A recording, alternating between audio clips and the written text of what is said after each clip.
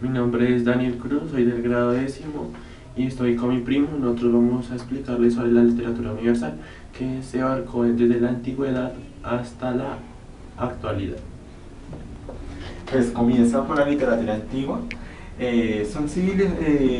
Abarca todas las civilizaciones que surgieron en esa época. Empieza hacia el siglo XXVII a.C., que es cuando se considera que los sumerios descubrieron la escritura, dando los primeros pasos, haciendo poemas en piedra, y los egipcios creando jeroglíficos sobre sus templos y monumentos. Bueno, como tenemos aquí en la literatura clásica, que es desde el siglo XV antes de Cristo hasta el siglo V antes de Cristo, que se dio en Grecia y en Roma. Acá en el fondo, acá en este ambiente oscuro, tenemos a la literatura medieval, ya que fue un periodo en que la humanidad estuvo sumergida en la oscuridad, oscurantismo, debido a que no tuvo ningún avance tecnológico. Hubo una opresión muy grande por parte de la iglesia, entonces fue más que todo al tema religioso. Los monjes lo que hacían era transcribir textos a mano, y así era como se transcribía el conocimiento, era únicamente el dogma religioso lo que existía. Y paralelamente está la literatura preislámica, que se desarrolló en Oriente al mismo tiempo que la literatura medieval, sino que fue un periodo en que no existía el Corán, entonces fue por los musulmanes considerado un periodo de ignorancia.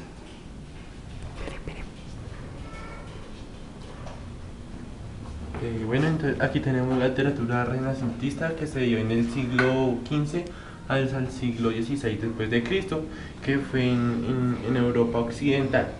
Ahí fue cuando surgieron las ideas que hicieron tan grandes a Grecia y a Roma, pues porque dejaron atrás el pasado oscuro de los 1000 años en que ellos creían que no se hizo nada.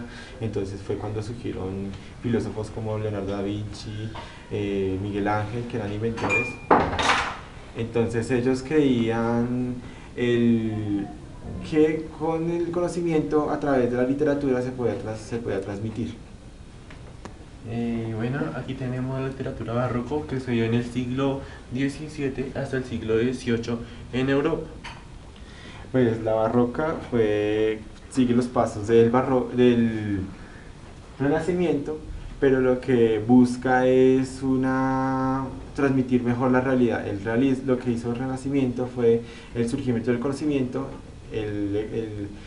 y el barroco lo que ya se concentró más en la realidad, pero con las bases del Renacimiento. Aquí tenemos la literatura neoclásica que se dio en el siglo XVIII en Inglaterra, Francia y España, pero eso pasó en Europa.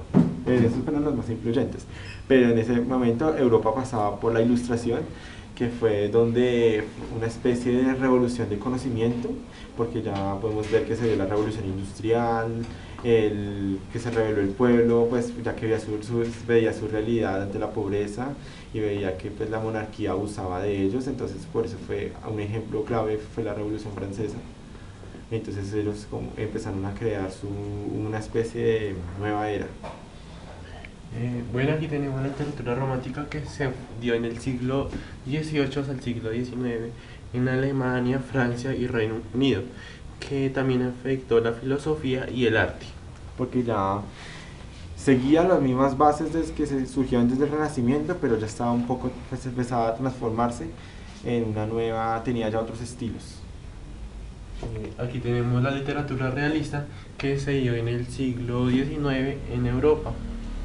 Pues el realismo lo que planteaba era mostrar la realidad de la sociedad, a través de los filósofos que transmitían su conocimiento, pues mostraban su opinión acerca de lo que pensaban sobre la sociedad, más que todo.